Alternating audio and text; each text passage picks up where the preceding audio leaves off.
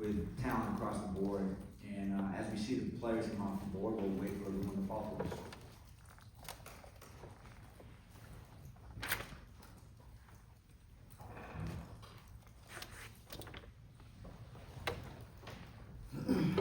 Brian, you've been in charge of That could reach. Yeah, Eric, I know you guys have always valued defensive linemen, but with Michael Pierce retiring and the amount of defensive linemen in this draft, it seems you have a lot of talent. How does that weigh into how you look at that position in this draft? Well, I think it's certainly a priority, and I think you're right. This is a pretty fairly deep defensive line class. You know, we've always been a team that wants to be big and strong and powerful on both sides of the line, both sides of the ball. So I think there's an opportunity for us to get better than defensive line for sure. Eric, you guys have 11 picks this year. Do you want to make 11 picks? Do you, just having that many make you any more likely to package them and move up? What's your view on the 11 picks and the desire to use all of those? Well, I think if I had a crystal ball, I would answer that question. I think that we have 11 picks. I've always looked at draft picks as currency. You can either use that on a player, you can trade up, you can trade back, you can trade for future picks in future years. I think we're fortunate to be in this position. I think that as we continue to sign back our players, as many as we can, our good young players, we're going to be in a situation where salary cap is critical. And so for us, young talent, the influx of young players every single year, competing to make the roster, I think is really important now. We have a good team. We feel good about our roster. It's going to be hard for 11 players to make the team out of the gates this year. And if they do, it'd be incredible. History tells us that probably not all 11 picks are going to make the initial 53-man roster, which is a good problem to have. It means we're a talented team. So I like having 11 picks. I think it gives us a lot of flexibility in different ways. And, I think that our goal would be to have extra picks every single year because it just gives us a chance to continually develop young players. And I think we do that as good as any team in the league. Eric, obviously you have some really key pieces of your offensive line back, including Roger, who developed really fast last year. With how the offensive line, as you sort of projected, took some months early, then really gelled together, does that give you confidence that you can kind of repeat that process and, if need be, insert some rookies in some of those open spots at guard this year? Yeah, well, I think I saw a stat the other day that I think we're allocating less salary cap this year to the offensive line than the other team in the league. And that tells me that we have some good young players who are playing well, they're on their rookie contracts. I've got a lot of faith in those guys. I've got a lot of faith in Coach Warhol to develop, and a lot of faith in our strength and conditioning program too. That we bring in these younger offensive linemen, and typically we see that they get better over time. I think it's a good, strong offensive line class this year across the board. A really, really good group of tackles and guards as well. And so, I think anytime you have a chance to draft an offensive lineman that you think can be a really good player, you should do that. Especially when we play football. We're a team that prides itself on running the ball, being physical, knocking people off the ball, controlling the clock, protecting the quarterback, all those different things. And so I think that's going to be critical. Eric, last year, along the same lines, you mentioned that you guys are committing to building the line, the offensive line through the draft.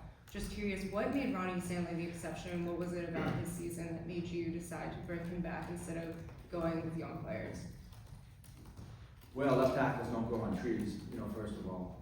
Ronnie had a great season. I think he had one of his best years last year. He's really, I think, grown into being one of the leaders of our team. And just looking out at the draft, in free agency, we just didn't really see a lot of guys that we felt were better than him. And my experience with the draft, when we pick it in the 20s and the late 20s, it's very hard to get left tackles. Those guys fly off the board. And so you think you have a chance, and then what you realize is you're picking 25, 26, 27, there's 5 tackles, and all 5 tackles get picked before pick 20.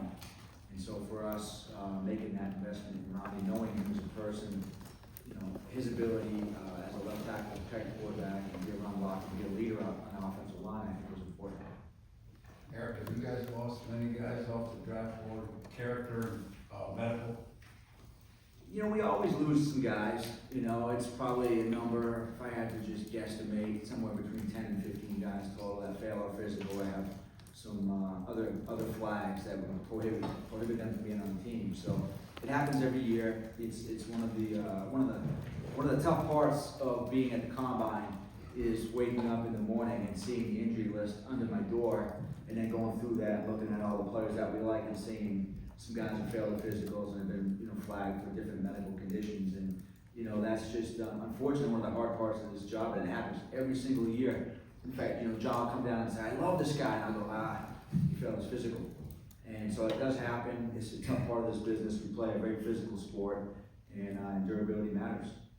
Eric, when it comes to best player available, particularly early round, just curious how you separate when you've got, say, player X, you know, is maybe the best player available, and player Y, maybe grades a little bit lower, but is in a position of greater need. How do you kind of differentiate and get to that decision? Yeah, I mean, so that's, you know, that's the art of it. And if you just imagine like a bunch of different buckets, and each bucket has a different grade, and, you know, you have these players that are all kind of in a different bucket. So you have the A bucket, the B bucket, the C bucket, the D bucket. You got two players in the A bucket, they're very close. One's in a knee position, one's not in a knee position. We're probably gonna take the knee position. What we're not gonna do is take the knee position in the B bucket over the best player available in the A bucket, if that's the case. So if they're very close, we're gonna defer to the roster. And other factors as well, durability, character, all the other off-the-field intangible type stuff. But we're not gonna jump players. We're not gonna take a player that's in the lower bucket and jump him over a player in the higher bucket. Eric, maybe last year you talked to us about how the changing landscape of college athletics, the NIL money, players are staying in school longer, the draft classes were getting a little bit older. Are you sensing that? And the other question I have related to that is, with the portal and, you know, hundreds of players changing teams every year, how much harder is it to evaluate a player when they've maybe been at 2 or 3 schools as opposed to been in one system for 4 years? Yeah, there's a lot there to answer. I do think that this will be the last class of players that are significantly older in some cases, partly because of COVID. So we've got some guys in this draft that are 26 years old, 25 or 26. That was almost unheard of like 6 or 7 years ago. We didn't see that. So that's gonna start to change because the rules are now going back to what they used to be. Guys didn't get all the extra years. As far as NIL goes and the portal and all those different things, I think it really depends. You've got to have really good scouts. You've got to have scouts that are well connected, that have contacts, that can network across the different colleges to get information. In some ways, if you have really good scouts, you have an opportunity because you can trace back that player to the other schools that he's been at, and you can acquire more information. In some cases, very different information. So if you get a guy that's been in 3 schools, you'd be amazed at the amount of information you can get, but in some cases how different the information might be from school A, school B, and school C. So I think it really goes back to just, you know, having the best area scouts and training those guys to get the information, and then building it out and processing that information, and then using your coaches, who are another resource for us because they have all these contacts at schools as well, to use our coaches to then contact their comrades at different schools to get information, so that we have a real clear picture of who that player might be. Eric, from a scouting front office perspective, how would you evaluate a two-way player in the draft? And then also, John, from a coaching perspective, what would the sort of feasibility be, or maybe some of the obstacles would be for trying to get a true two-way player on an NFL roster, particularly in the mid, during the week meeting kind of perspective? Well, I think for us, we haven't had many two-way players, and so that's the first thing. The second thing is, in most cases, well, I mean, in this particular case, I think if we're talking about a guy like Travis Hunter, we would probably want to put him in one position. So our discussions have really been, if he shows up here day one, if we ever were fortunate enough to have a player like him, which, you know, if you're going to have a player like him, you probably pick a top 5. So that's not something that we ever really want to do. So, but if you have a player like him, where is he going to be on the draft board? What do we think his best position is going to be? Day one, if he's going to come in and start, which has a rookie high pick, you hope he does, where are we gonna put him? And so that's how we would approach it. We, you know, talk about his skills, but then really try to figure out, like, where is he gonna play most of his football? There. That's a great point. I mean, it's gonna be interesting to see how they do it wherever he goes. But to say that you're gonna be completely immersed in everything that there is to know on offense and everything there is to know on defense, I don't know if there's enough hours in the day for a player to be able to do that and to have every detail locked down. You certainly can do it, I would think, on one side of the ball and then have some sort of a package on the other side of the ball, which is my guess is how the team will do it wherever he goes. But I assume we'll be playing against him, so we're about to find out how that team does it. Eric, the consensus from, the draft mix seems to be that this class is light on high-end talent. If you're comfortable sharing like about how many guys do you guys have first round grades on, and if it's not an amount that's like, feasible to get one at 27, how does that kind of change your approach there with the first round? Yeah, so the way that I look at the draft is you've got on day one, right, the first day of the draft is gonna be 32 picks. So you've gotta have 32 players that you would take in the first round. And so I always answer the question like, we have 32 players in the first round. You have to have at least 32 pick. Now, is it a situation where maybe the totality of all these players in the first round might not be as talented as another year? Maybe that's the case. But I see a lot of opportunity in this draft class really in the middle rounds. I see more players, I see more draftable players. So we have 217 players right now on the front board. And there have been years where we've had a hard time getting to 160, 165. So there's a lot of draftable players. That means that the mid-rounds are gonna be really good. And also I think undrafted free agency should have a chance to be really, really good for us. But I really think that if you're gonna have 11 picks, this is a year that reminds me a little bit of 2022 from the standpoint of the depth of the draft really across the middle rounds, third, fourth, fifth, sixth rounds. I think it'd be pretty good. We see a lot of talent in that range. So that's an opportunity for us to get better as a team. Eric, how would you evaluate where you guys are in edge rusher and just the options you could have? Do you view this as a particularly strong edge rush draft class? Well, I do think it's a good draft class. Now, also, if I'm not mistaken, we've got our entire outside linebacker core coming back this year, so that's a great situation for us because we didn't lose anybody. And so from that standpoint, I think it's good. Now, again, there are some really talented guys in this draft class. There are guys that we'll be looking at as first round guys, second round guys, third round guys, fourth round guys. We think can come in and compete to really play right away or develop and become really good players. So that's exciting for us. I think that if you're looking at the offensive line, the defensive line, and the outside linebackers as a whole, I would say the three are the strongest positions in this draft class. Eric, you're obviously in a pretty unique position with your tight end group, which is one of the best groups on the roster, but also everyone's on an expiring contract going into this year. How do you consider that and weigh that with understanding the draft is also not just about 2025, but the next couple of years? I mean, is it plausible that you add a tight end, even if that could, on paper, create quite a roster crunch? I just think it depends on the player. Like there are some really good players, and the same could be said about the running back position as well. We talked about that. We talk about these things all the time. And the reality of it is if there's like a tight end that we think is a blue chip tight end, or a running back that we think is a blue chip running back, we're going to take it just because they're important. And if the talent is such that we think this guy can impact our team at some point, we can't just eliminate positions because we're strong in the short term.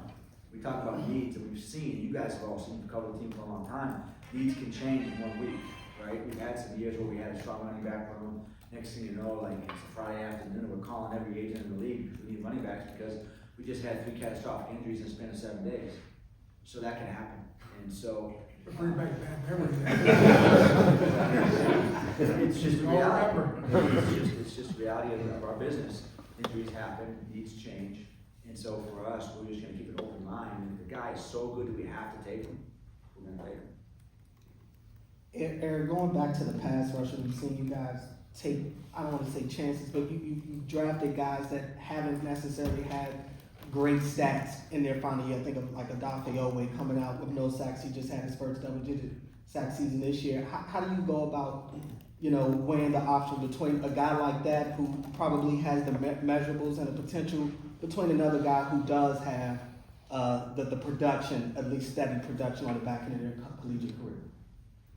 Yeah, I just think it's a cocktail, it's a recipe. You take everything into account. It's not just production, it's not just traits, it's not just combine workouts, it's not just the intangibles, it's not the size, it's not just the durability, it's really everything. And you layer that in, and you try to get the full depth of who that player might be. And so I'm a big fan of production. I talk about production all the time. I think production speaks to consistency, doing it over and over again. It's hard to be productive if you're not playing all the time, if you're not in the field all the time, if you're not playing hard all the time. However, there are some really good players that for whatever reason might not be productive. For instance, a corner who's so good he doesn't get targeted, or a pass rusher who gets double teamed every single play. So, production can be a little bit misleading at times. That being the case, we want productive guys, we want tough guys, fast guys, big guys, smart guys, durable guys. It's the totality of all that stuff that we look at when we build out our draft board. I don't believe in the history of the Ravens, you guys have ever drafted a kicker. I guess it's a pertinent question now in light of what's going on with Justin, but would you consider, is it worth drafting a kicker, using a draft pick on a kicker? Is it worth it? I think it's worth it, sure. There's been some great kickers drafted, but we've drafted a couple punters. But it's worth it if you have the right kicker. It just depends on the board, it depends on the player, it depends who's there, it depends on how your coaches see him. And also, it should be said that some of the greatest kickers of all time weren't drafted, right? So there's no blueprint for finding a kicker, except you gotta be able to evaluate the kicker. And I think Randy Brown does a phenomenal job of evaluating kickers.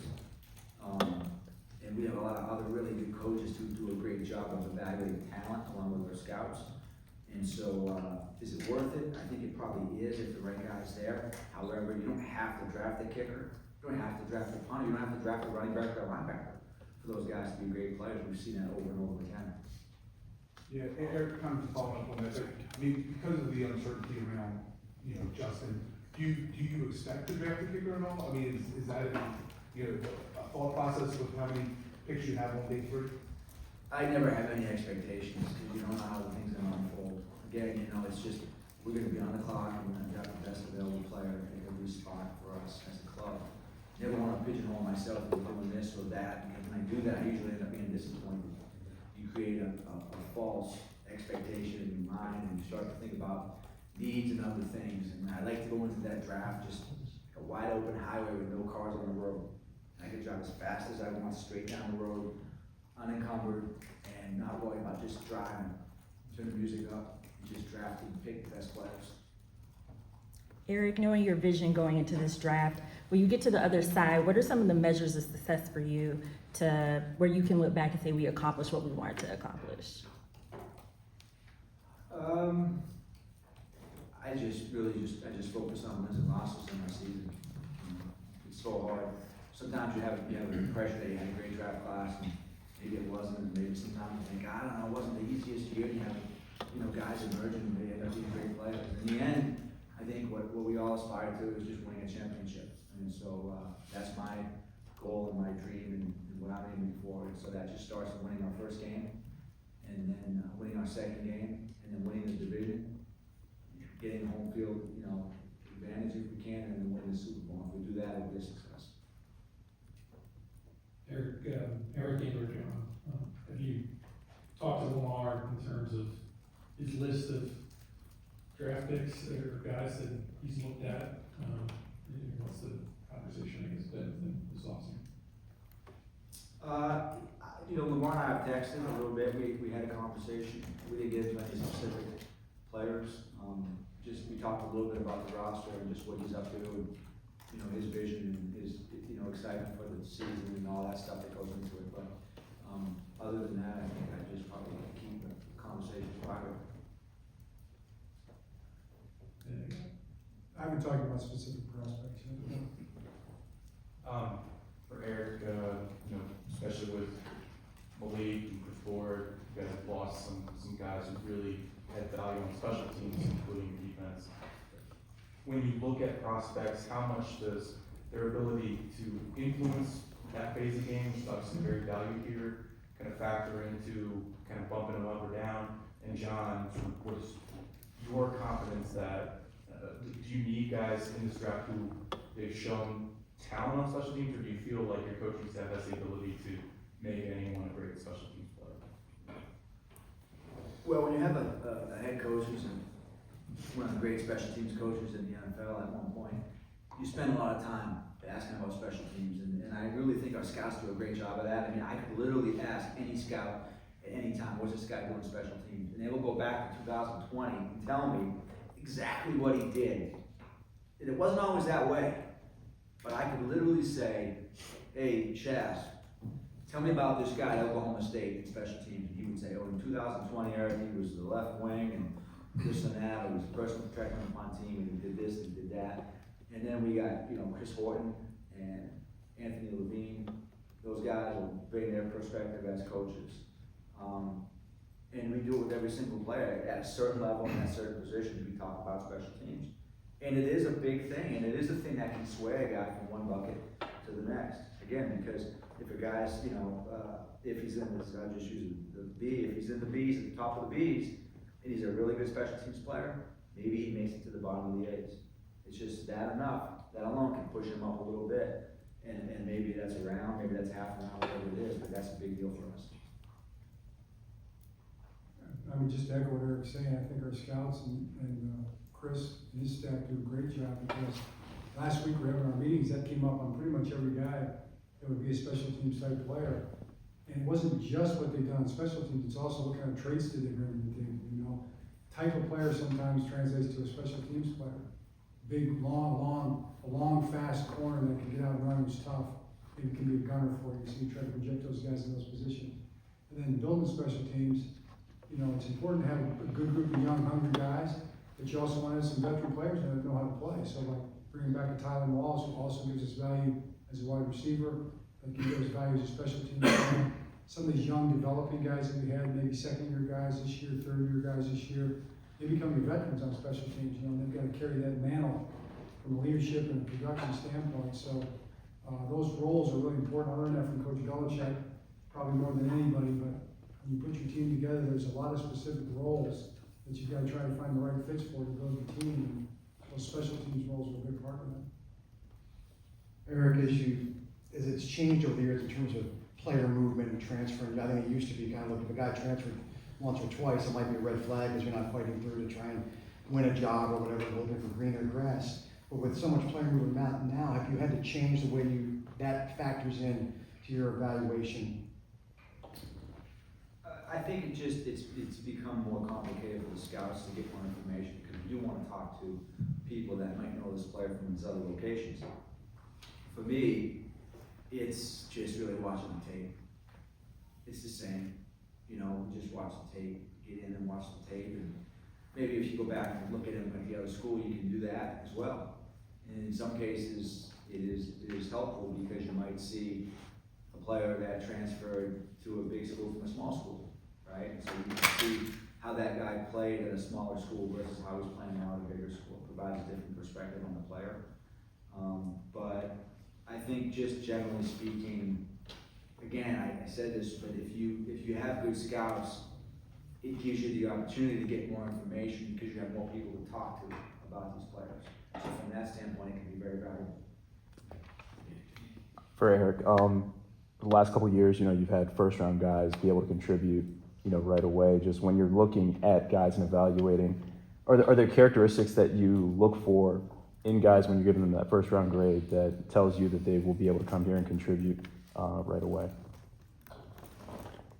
Well, they gotta be talented. You know, I mean, this is a business where talent wins, and they've gotta be talented. They've gotta have a unique skill set. They've gotta have the traits that would indicate that they can play at our level football, first and foremost. And I think confidence, just dependability, you know, practicing hard, competitive players, durability is a big deal, especially for guys that play. I mean, you wanna talk about rookies that have a hard time playing, it's usually in some way tied to injuries during their rookie season.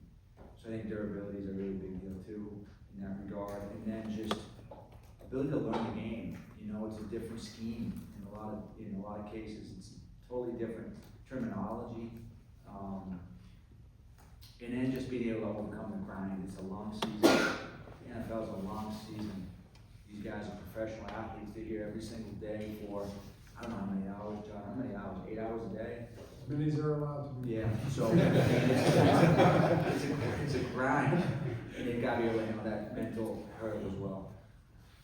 Eric, we asked John about this at the owners meetings, but you have made trades before with veteran players during the draft. Do you fully expect, there's been a lot of speculation on Mark Andrews' future in Baltimore, do you fully expect him to remain with the team and see a big part of what you plan on doing this year? Oh man, I never know what's gonna happen, Jeff, and I would never wanna say this or that, you know, but I can tell you this, Mark Andrews is a warrior, and he's played his butt off for us, and his competitiveness, his talent, his attitude, his leadership is so valued here. He's a great player, and I think we're in the business of keeping as many great players as we can. So there's always a lot of unpredictability with the draft, you just never know. I don't think we've traded many of our own players. I don't know, have we ever made a trade during the draft where we trade one of our players? But that wasn't during the draft. Well, I mean, I had done that trade before. We didn't know. You guys The day before. I did that on a Monday, actually, Monday of the draft. I knew that was coming. Yeah, that wasn't actually during the draft. Have we had one during the draft? That was announced. Yeah, it was announced during the draft. That was strategic though. We didn't want to announce it beforehand just in case, because then the team might think we would want a receiver, so we kept it as quiet as we could. But I don't think we've ever traded one of our players. We've traded 4 players during the draft. I know we did Kevin Johnson way back when, for a 4th round pick. But I don't know that we've ever traded one of our own players. You should know that, James. Yeah, I don't think so. I was Kevin Johnson. Just because I brought him up just like him. Eric, how big of a need do you view a cornerback? Obviously, you took Nate Wiggins last year, and you always want to restock that position, added Cheeto in free agency, Steve Less. How big of a need is corner in your mind? It's always a big need. Every single year. You could ask 31 other teams, it all says the same thing. Corner is critical, it's an important position.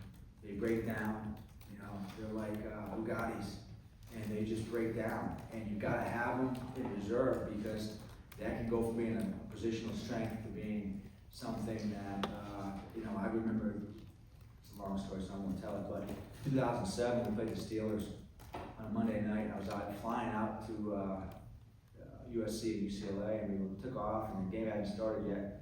And when we landed, it was like 24-0 in the first quarter against the Steelers. And if you look at our corners that game, not to besmirch anyone, but they were all guys that were playing because other guys got hurt. And that's just an incredibly important position. So that's always going to be a need for us. Doesn't mean we're going to take a guy in the first round, but I feel pretty sure that we'll take at least one corner in the draft. John, how has your, I guess, responsibilities changed since you came here in terms of the draft? First under Ozzie and now under Eric. I would say, see if Eric agrees with this, but I would say it really hasn't changed at all. I think we've had kind of this consistent format, and Ozzie and Eric, you know, were gracious enough to, you know, allow a young coach to come in and have input, you know, and have a say, you know, and be a part of it, be a partner. And then we've got the same format now, you know, and probably, you know, 18 drafts later, we've got well, obviously the trust has been built over the years, and you know, shared understanding, vision of kind of what we want to build. I think we've kind of grown together on that. Where it's like in my front yard, I got these two or three trees that kind of grew together, and they're all like one trunk right now. I feel like that's how we kind of look at things in terms of you know, building our team with the draft. Yeah, I would just say that, you know, not all teams do it this way, and you know, I'm proud. I started out as a young guy in 1996 with Coach March Broda, and Ozzie, and just watching the way that they work together, just that light bulb goes off. This is the way it's supposed to be. When you have your coaches and your scouts, the line, working together on a massive project like this, you've got ownership across the board. And I think anytime you can build that, I think you really have something. I mean, if we're talking about that, you know, in terms of an advantage that we have, it goes back to 1996, I would say, probably. You were here, so you saw it from the beginning with Coach March Brody and with Ozzie and what's kind of taken place ever since. But coaches come in here and they'll watch our draft process and they're kind of blown away by the fact that it's just so merged together. And the scouts do the work. They do 90+, 95+% of the work and lay the whole thing out. And the coaches can kind of come in and overlay a perspective that is taken seriously and counted for, you know. And then, you know, we don't spend much time anymore having conversations about, you know, what kind of a player do we want, or what kind of traits we're looking for. These kind of things are almost unspoken, and even the new coaches, they kind of like fall right in. Don't you think? They just fall right in with this process. And guys will say, man, it's just not like this everywhere. So it's hard to describe it, but I think when you're in it, for me, it's just the way, it would be the only way it is, you know. I couldn't see it being done any differently, but it goes back to Ozzie and Eric all the way back to the beginning. John, sort of along those lines, as a coach, once you first get those players in from the draft, those how many picks, in your finally seeing them in purple and black, what are some of the things that excite you about seeing their talents and how they're going to fit into this team eventually?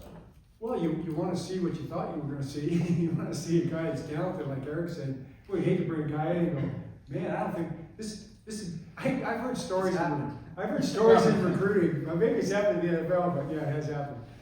Where you get a guy and you got, this cannot be the same guy I watched on tape. You know, like there was an imposter. There's an imposter that was brought in here in college, and you don't want to see that.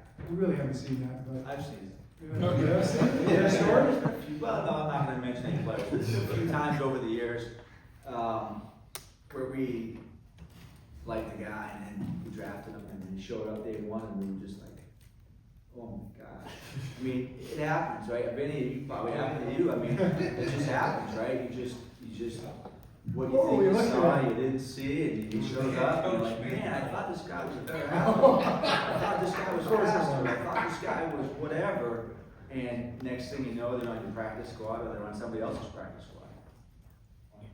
Eric, you guys went through multiple returners, in particular at punt returner last year. Are you hoping to come out of this draft with someone with return ability? It'd be nice. I am. It'd be nice. I mean, I think we've done a good job sizing that up. I think, you know, again, Chris Horton does an awesome job. I mean, our scouts evaluate, but it's based on the area that they scout or the position maybe that they scout. Chris really does a great job of taking all the returners and ranking the returners from first to worst. And so that's a big part of it. I think we have some guys that can do it. So we've got a floor, but we want a high ceiling. That's what we want. We're going to try to find that. Eric, I think we're just a couple days away from our Darius' deadline to sign offer sheets, if he's gotten those. I guess, how confident are you in him returning? And if you do guys get that done, how does that affect maybe what you want to do in the draft so you can put him in the best position as well as Kyle next year? Well, I'm confident, you know, fairly confident that our Darius will be back. I don't know that it affects our decision-making position at all. And I think it's a pretty deep safety crew. There's, you know, obviously the top guys, but then there's maybe 4, 5, or 6 guys that will probably be, you know, 3rd, 4th, 5th round guys that are good players. I think this is a really nice pool of players to pick from. I think we definitely will look at that. I think we added the 2 young guys last year. Both guys played well for us on special teams, Bo and Sanusi. But yeah, it's a good group of players this year. And again, a position, I mentioned corner. I would probably guess that of our 11 picks, at least one of those will be safety. Eric, your last 4 first-round draft picks have made an impact right away. How do you kind of look back at that track record and allow that confidence to carry over year after year when drafted? Well, I'm never super confident. I always want to feel like the weight of the world's on my shoulders. You know, I started out with the greatest general manager of all time in Ozzie. You look at his first round picks every single year. I mean, it was just historic what he did. So I feel that pressure, and I'll never live up to that, but it doesn't mean I can't try. And so, you know, we want to hit all our picks, not just first round picks. I mean, I'm just hard on myself for a fourth round pick that I might have missed, and what didn't I see, or what did I see, or, you know, players that end up being really good that we passed on for different reasons. You know, what didn't I see in that player? Now he's a Pro Bowler, and you just beat yourself up over that. Yeah, I feel that pressure every year, and I welcome it. If I didn't feel that, I'd be concerned. You know, if I didn't wake up in the middle of the night, come in and look at tape, I'd be worried. You know, maybe I'm overconfident, I'm not working quite as hard, and I never want to get to that point. So I relish that feeling of like, oh man, I haven't done enough, I gotta do more, I gotta look at more tape, I gotta talk to more people. You know, leaving myself noise in the middle of the night, things to check on. But you know, as far as like our previous picks that we made, that doesn't give me any confidence that we're gonna continue to do it. We just gotta go out and do it. And I'm confident that we will at least put forth the very best effort, get all the information, and check off every box to make sure that we get to that point. Eric, not specific to the draft, but with the departure of Josh Johnson, you signed Cooper Rush. Just curious what it was you liked about him and why you capitalized on the opportunity to add him. Yeah, I mean, you know, he's a guy that we've admired, watched a lot of football. He's won a lot of games as a backup quarterback. Cerebral guy, I think he's talented. Yeah, just was the right player for us at that point. Guy that we felt like we could invest in for a couple of years. We like the way he's been playing, and we think he's going to really, I think, augment the room really well and give us a chance to win or something. Heaven forbid ever happen tomorrow.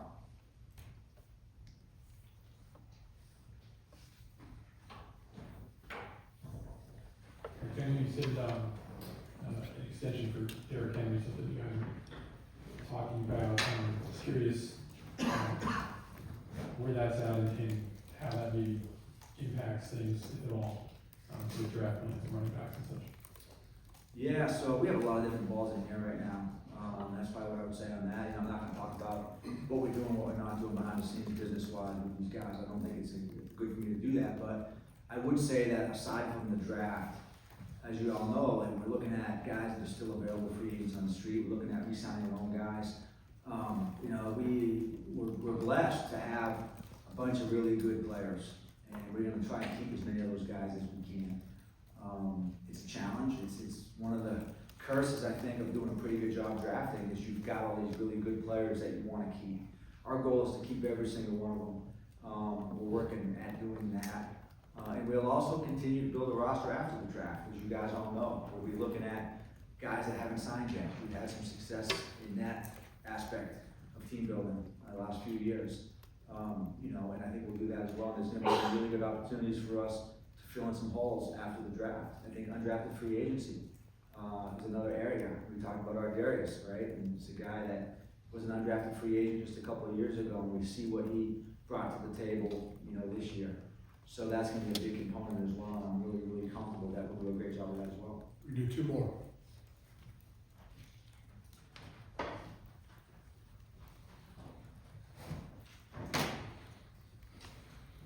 Hey Eric, I know how important it is for you to have this one-on-one with the players, with prospects, but you don't talk about football, more like personal life, knowing the player. How much of an impact has been those conversations to make a decision for this draft? Yeah, I think it's important to see these guys and to meet with these guys. You know, we get a lot of information, and sometimes that information isn't quite what we see in the interview setting. And so just getting to know these guys, their motivations, their drivers, what's important to them, how they see themselves, their humility, emotional intelligence, their competitiveness, you know, all the various things that make up who these players are. They're not just statistics or what we see on tape. And so getting to know these guys is critical. Now, I can also tell you this, sometimes you can get tricked, right? And there's been, you know, I could write a book on players that I interviewed and say, oh, this was a great guy, and then all of a sudden you get the guy, and you're like, well, no. And sometimes you interview a guy, and maybe he's really quiet, and seems almost shy, or whatever that might be. and you end up picking him, and this guy's incredible, so, The question you is, know. I think everybody would wanna ask right now is, are you gonna write the book? You said you could write a book on that, wouldn't you guys love to read that book? Are you gonna write that book someday? Maybe I'll have Jerry help me. On my goal shot, Jerry Coleman. You've been quiet today, Jerry. You don't want my question. We'll close it out with Jeff. Eric, you said you had a lot of balls in the air. Fifth-year option deadline's coming. You have two prominent players with that. Have you made a decision on that front? Yeah, there's really no updates on that front, you know, I think, the last couple of years I've waited to announce that and handle that, and I think that's gonna be the case again this year. All right, thanks, guys. Thank you.